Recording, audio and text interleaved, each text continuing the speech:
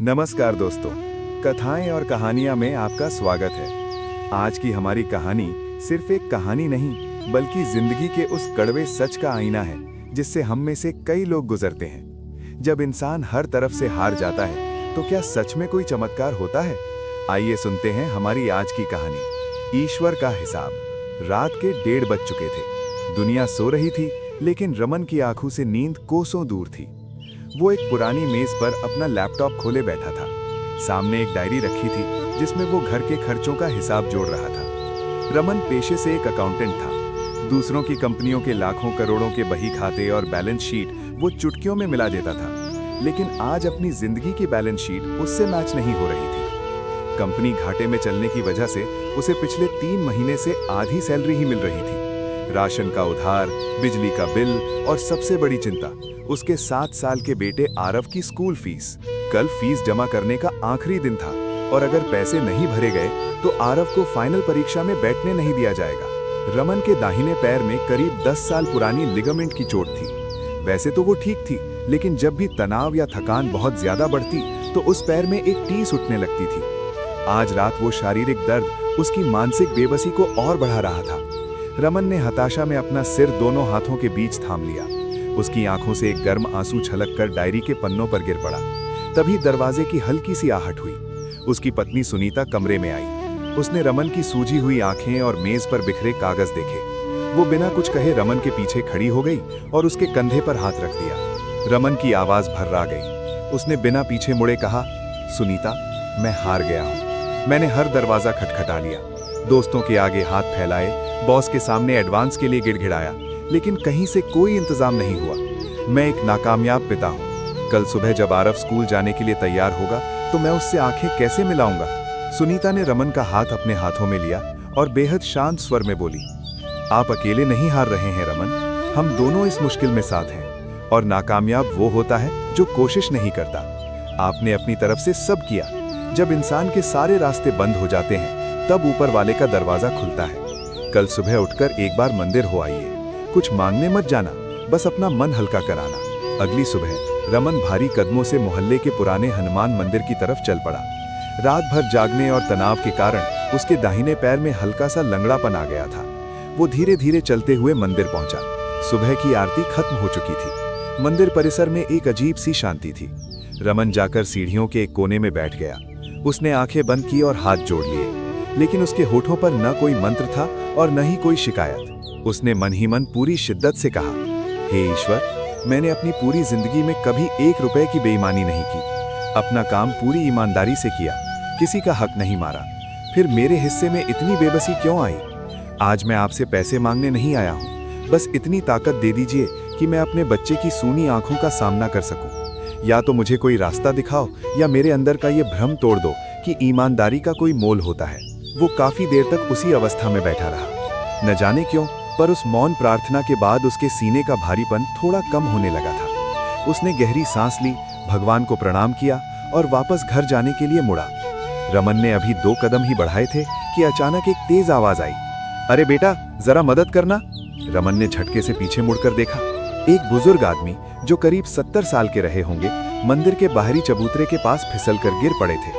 उनके हाथ से एक बड़ा सा चमड़े का थैला छूटकर गिर गया था और उसमें से ढेरों फाइलें और कागजात हवा में उड़कर चारों तरफ बिखर गए थे। रमन ने अपने पैर का दर्द भूलकर तुरंत उनकी तरफ दौड़ा। उसने उन्हें सहारा देकर उठाया और पूछा, बाबूजी, आप ठीक तो हैं? कहीं गहरी चोट तो नहीं आई? दीनानाथ जी ने हांफते हुए माथे का पसीना पोंछा और बोले, मैं ठीक हूँ बेटा, बस पैर फिसल गया, पर मेरे ये सारे कागज ये बहुत जरूरी हैं, हवा में उड़ रहे हैं। रमन ने बिना समय गवाए इधर उधर भागकर सारे कागज और फाइलें इकट्ठी करनी शुरू कर दी। जब वो पन्नों को समेटकर एक के ऊपर एक रख रहा था तो एक कागज पर उसकी नजर ठहर गई। वो किसी बड़ी संस्था की बैलेंस शीट और लेजर अकाउंट का पन्ना था। चूंकि रमन एक अनुभवी अकाउंटेंट था, उसकी पारखी नजरों ने तुरंत पकड़ लिया कि उन खातों में बहुत बड़ी गड़बड़ियां थीं। एंट्रीज उल्टी सीधी की गई थीं और टोटलिंग में भारी गलतियां थीं। रमन ने सारे कागज सहेजकर दीनानाथ जी के थैले में रखे और उन्हें पास की एक पत्थर की बेंच पर बिठाया। दीनानाथ जी ने रमन का हाथ पकड़कर कहा, तुम्हारा बहुत बहुत धन्यवाद बेटा, आज तो मेरी जान ही निकल गई थी। दरअसल मैं पास ही में स्थित अपना घर नाम के एक अनाथालय का ट्रस्टी हूँ। कल सुबह हमारी संस्था का ऑडिट होना है और हमारा जो पुराना अकाउंटेंट था वो अचानक बिना बताए काम छोड़कर चला गया और ये सारा हिसाब किताब उलझा कर रख दिया। समझ नहीं आ रहा कि आज एक दिन में इन बिखरे हुए खातों को कौन सुलझाएगा। अगर कर ऑडिट नहीं हुआ तो संस्था की फंडिंग रुक जाएगी और उन 100 अनाथ बच्चों के खाने पीने का संकट खड़ा हो जाएगा। मैं तो बस हनुमान जी के सामने यही प्रार्थना लेकर आया था कि कोई चमत्कार कर दे। रमन ये सुनकर वहीं सुन्न रह गया।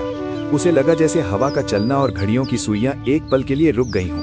उसने धीरे से थोड़ी कांपती आवाज में कहा, बाबूजी, मैं एक पेशेवर अकाउंटेंट हूँ। अगर आप मुझे इजाजत दें तो क्या मैं इन कागजों को देख सकता हूँ?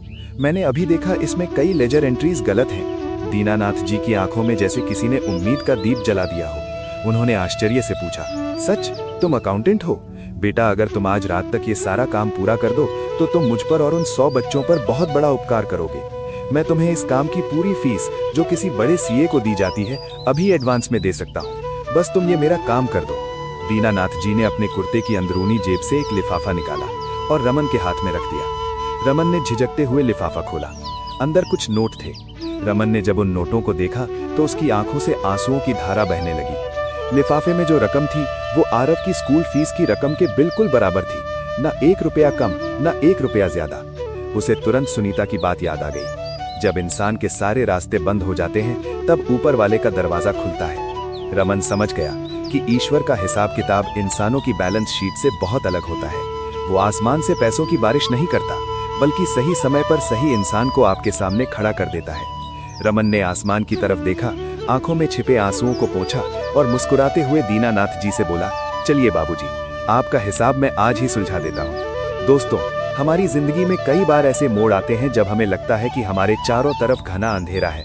हम अपने उसूलों, अपनी मेहनत और अपनी ईमानदारी पर शक करने लगते हैं। लेकिन याद रखिए, ईश्वर हमारे हर कर्म की एंट्री अपनी डायरी में करता है। जब हम अपनी सारी चिंताएं उस पर छोड़ देते हैं और बिना किसी स्वार्थ के अपना काम करते हैं तो वो हमारी मदद के लिए किसी न किसी को जरूर भेजता है। ईश्वर का काम करने का तरीका इंसानों की समझ से परे है। इसलिए अपनी मेहनत पर विश्वास रखिए और सच्चे मन से समर्पण कीजिए। वो कभी किसी की ईमानदारी को खाली नहीं जाने देता। दोस्तों, अगर आपको कथाएं और कहानियां की ये पेशकश और रमन की ये कहानी दिल को छू गई हो तो वीडियो को लाइक जरूर करें। आपके एक लाइक से हमें ऐसी ही और कहानियां आप तक पहुंचाने की प्रेरणा मिलती है। ऐसी ही और भी भावपूर्ण, आध्यात्मिक और जीवन को दिशा देने वाली कहानियां सुनने के लिए हमारे चैनल कथाएं और कहानियां को सब्सक्राइब करना न भूलें और बेल आइकन जरूर दबाएं ताकि नई कहानी सबसे पहले आप तक पहुंचे। ईश्वर ने आपके जीवन में कब ऐसा ही कोई चमत्कार किया है? अपने अनुभव कमेंट सेक्शन में हमारे साथ जरूर साझा करें। मिलते हैं अगली कहानी में। तब तक के लिए अपना ख्याल रखें और ईश्वर पर विश्वास बनाए रखें। राधे राधे।